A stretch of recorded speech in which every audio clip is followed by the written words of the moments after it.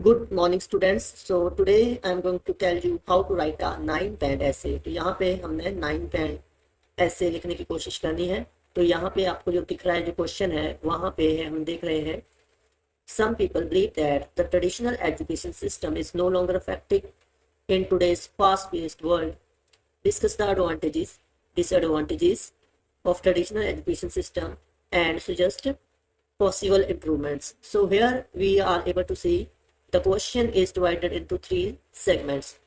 So we need to address this question so that we are able to get higher band score. तो यहाँ पे सबसे पहले हमने जो इसके है जो ट्रेडिशनल एजुकेशन सिस्टम के बारे में बताना है, उसके एडवांटेजेस बताने हैं, डिसएडवांटेजेस बताने हैं, साथ में साथ हमें पॉसिबल इम्प्रूवमेंट्स बतानी है। तो यहाँ पे हमने क्वेश्चन जैसे ही डिवाइड किया हमने लिख लिया है advantages of traditional education system. तो सबसे पहले है solid foundation of knowledge and skills. इसका जो हमें सॉलिड फाउंडेशन देता है, discipline and hard work and critical thinking को ये प्रमोट करता है, कम्युनिटी प्रोवाइड करता है और जो वैल्यू है हमारी शेयर्ड वैल्यूज को प्रमोट करता है। डिसएडवांटेज क्या है इसका?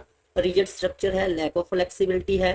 तो क्लियरली ये एक जो सिस्टम है वो पर्सनलाइज चीज को प्रमोट नहीं करता, चाइल्ड सेंटर की तरफ नहीं प्रमोट कर पा रहा है।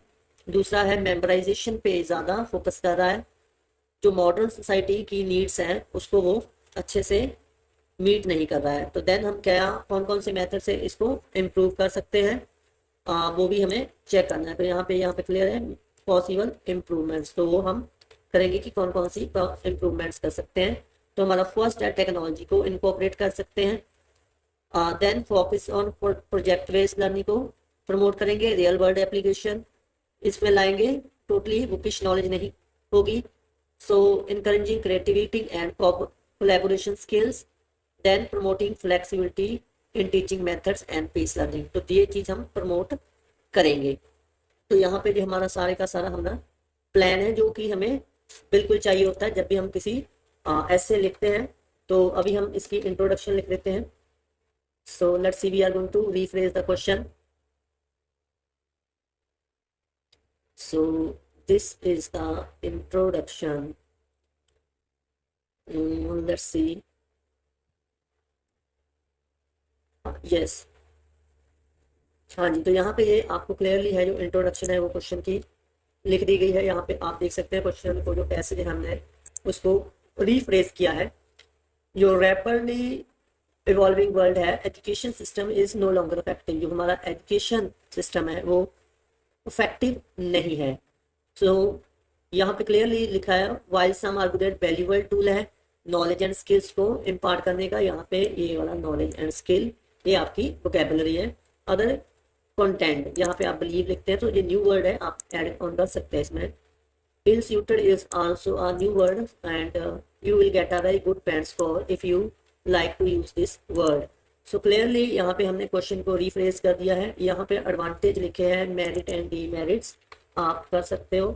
सो ये आपका you will get good marks if you do in this way. So merits and demerits means advantages and disadvantages.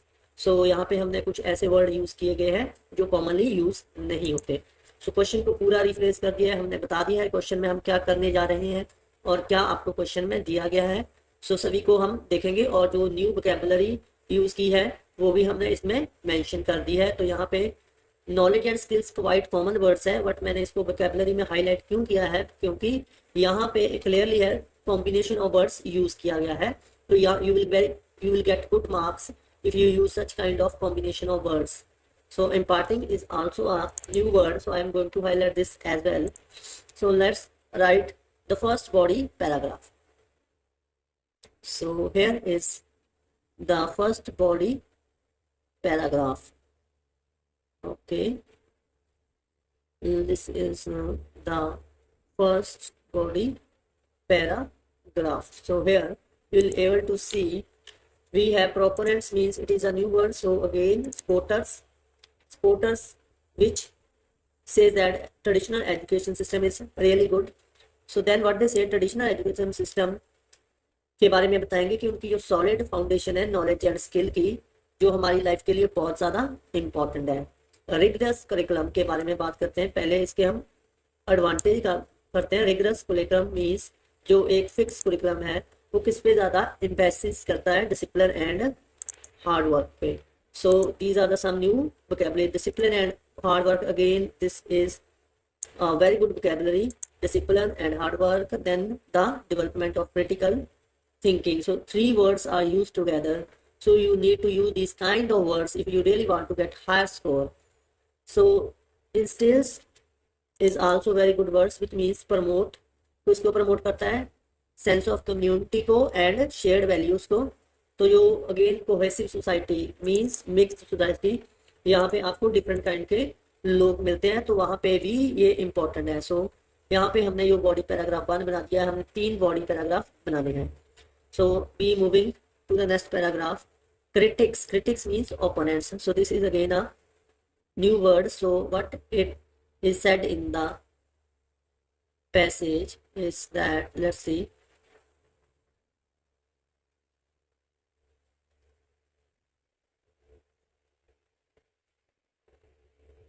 Okay let's see, यहाँ से हमारा नेक्स्ट पैराग्राफ शुरू हो जाता है। ओके तो यहाँ पे क्लियरली मेंशन है, on the other hand critics, critics means opponents, those who do not support the traditional system, who criticize the traditional system, वो बोलते हैं वो आउटडेटेड है, fail to prepare the students. तो ये सारे के सारा क्या है, आउटडेटेड है, जो स्टूडेंट्स को फेल करता है, जो चैलेंजेस फेस करते हैं मॉडर्न वर्ल्ड में। So most of the students use difficulties. So challenging is a new word and it is really a good word to use in the body paragraph in order to get higher scores. So you will able to see how different kind of vocabulary is used in this passage. So this kind of vocabulary is required to get the 9 band score. So what are they pointing towards? Rigid structure curriculum lack flexibility in teaching methods. जो teaching method है वहाँ पे ये lack करता है, तो जो rote memorization है उस पर फोकस करता है, जो कि एक डिसएडवांटेज है, ड्रॉबैक है, कौन है इस सिस्टम का। Additionally argue that traditional education system fail to address the need of diverse learners and does not accurately prepare students for the demands of workforce. तो यहाँ पे ये क्लियर मेंशन कर दिया गया है कि डिवर्स लर्नर मीन्स कि लर्नर्स है वो डिफरेंट टाइप के होते हैं, मीन्स सभी की नीड्स एक जैसी नहीं होती। सो पर्सनलाइज्ड लर्निंग एक्सपीरियंस नहीं मिलता, चाइल्ड सेंटर्ड एजुकेशन नहीं मिलती, तो इंडिविजुअल की नीड्स है वो डिफरेंट है। वो यहाँ पे क्लियरली मेंशन कर दिया गया है कि डिवर्स लर्नर है, डिफरेंट लर्नर है। So again a very good vocabulary, diverse learner. So सभी की जो नीड्स है उसको अच्छे से ये फुलफिल नहीं करता, और साथ ही साथ ये डिमांड्स जो हमारी वर्क फोर्स की डिमांड है उसके अकॉर्डिंग एक स्टूडेंट्स को प्रिपेयर नहीं करता। तो आगे हम देख लेंगे हमने क्या क्या देखना है। क्रिटिसिज्म मीन्स यहाँ पे हम देखते हैं जो भी हमारे एजुकेशन सिस्टम में फॉल्ट है, तो वहाँ पे क्या क्या यहाँ पे हम देख सकते हैं। तो let's see complete this passage.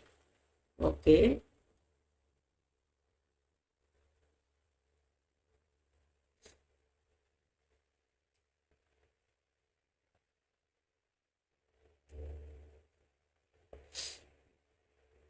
okay, so here we can say that in the third passage, critics again a very good word to use in the IELTS writing task 2. It shows a good level of vocabulary. So now we are going to discuss about what improvements can be done in a traditional education system. Incorporate, this is again a very good word you should use in IELTS essay. So incorporate technology into classroom. So means we need to add projectors, then computers, such kind of electronic gadgets which can make interactive classroom. So here they have discussed educational software. So this is good example they have given. Then this allow for a greater flexibility in teaching methods, and this will help the student to learn at their own pace. So whatever they are saying that the student must learn through application and software, so they can learn at their own pace. जो जितना वो अपने आप learn करना चाहते हैं, जितना भी उनकी स्पीड है लर्निंग की, उसके पेस के साथ वो लर्न कर पाएंगे। अनदर पॉसिबल, अब दूसरा इम्प्रूवमेंट की बात कर रहा है, it focus on project based learning. तो यहाँ पे जो हमारी एजुकेशन सिस्टम है, ट्रेडिशनल एजुकेशन सिस्टम है, उसको हम इनकॉर्पोरेट करेंगे प्रोजेक्ट बेस्ड लर्निंग पे। यहाँ पे जो रियल वर्ल्ड का जो एप्लीकेशन है, क्या रिक्वायर्ड है, उसके साथ इसको इनकॉर्पोरेट करेंगे। So again these are the some really important words. तो यहाँ पे जो फोस्टर है, यहाँ पे this is also very good word to use. So let's see, this approach with foster creativity, जो क्रिएटिविटी को प्रमोट करेगी एंड कोलैबोरेशन को भी प्रमोट करेगी। Collaboration means we have to work with different kind of people and we then what kind of things it promote, it will promote the skills which are required for the modern workforce. जो modern workforce में skills required है उसको promote करेगी। अब हम इसको summarise करेंगे so simple सा वर्ड के साथ। इन कंक्लूजन कुछ भी लिख सकते हैं, इन अ नटशेल और any other thing.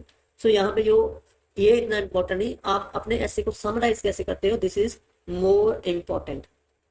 So let's see, we are going to summarize it in a very good manner. So let's we are going to summarize it. Okay, so here we have write the conclusion of the essay.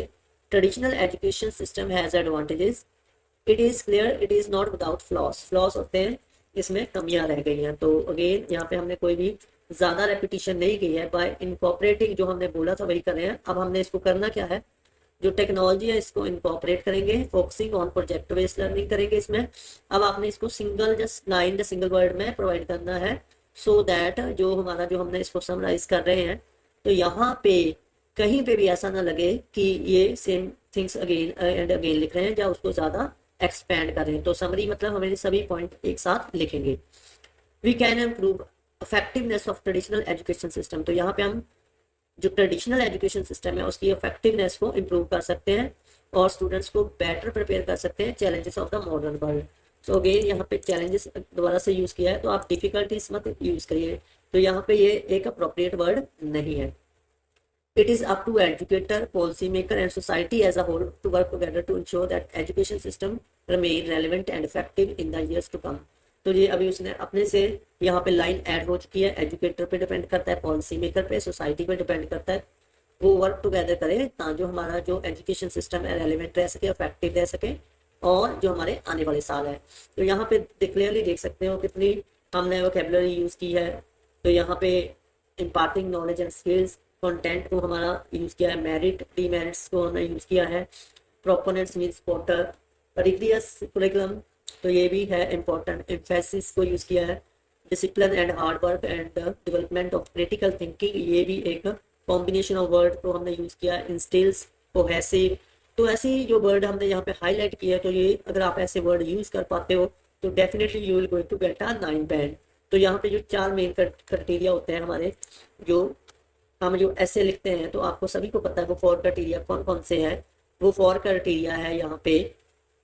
पहले हमारा address all the parts, तो हमने पहले से एक हमारे plan बनाया था, तो हमने क्वेश्चन को ब्रेक डाउन किया था और उसके सभी पार्ट्स को हमने एड्रेस कर दिया था और इसी की तरफ से हम देख के जो हमने ऐसे को लिखा। तो दूसरा है हमारा वोकैबुलरी, तो यहाँ पे आप देख सकते हो गुड लेवल ऑफ वोकैबुलरी को हम यूज किया है।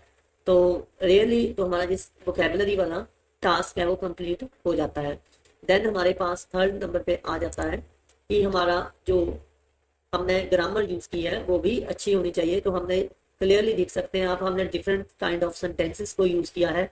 तो ऐसा नहीं है कि एक ही टेंस में लिखा है, तो different kind of sentences, simple sentence भी यूज किए हैं, कॉम्प्लेक्स सेंटेंसेस भी यूज किए हैं। तो यहाँ पे हमने क्लियरली ग्रामर का बहुत अच्छे से यूज किया है। यहाँ पे आप देख सकते हैं हमने कॉमेस भी डाले हैं, यहाँ पे फुल स्टॉप अच्छी तरह से डाले, सो सभी हमने यहाँ पे कंप्लीट किया है। नेक्स्ट आ जाता है आपका कि आपका जो ऐसे है वो कोहेसिव होना चाहिए, मीन्स लिंक्ड होना चाहिए, आइडियल होना चाहिए। तो हमारा पहले से प्लान कर लिया था, तो हमने देख रहा है जो हमारा वर्ड टू वर्ड के साथ वो ऐसे आ रहा है। तो ऐसा नहीं है कि जो हमारा हमने ऐसे डिजाइन किया है कि वो पहले हम कहीं और बात कर रहे हैं तो दूसरे पैसेज में कुछ और बात कर रहे हैं। जैसे हमारा गेम प्लान हमने प्लान किया तो वैसे ही यहाँ पे इस फर्स्ट पैसेज में हमने क्या बताया गया है कि हमने जो फर्स्ट पैसेज यहाँ से ये वाला स्टार्ट है, तो हमने यहाँ पे ट्रेडिशनल एजुकेशन के एडवांटेज ही बताए हैं। देन हमारे सेकंड पैसेज में हमने उसके क्या बताए हैं, डिसएडवांटेजेस बताए हैं। और ये पैसेज में भी हमने उसके क्या बताए हैं, डिसएडवांटेजेस। यहाँ पे हमने इम्प्रूवमेंट बता दी है एंड देन हमने इसको कंक्लूड कर दिया है।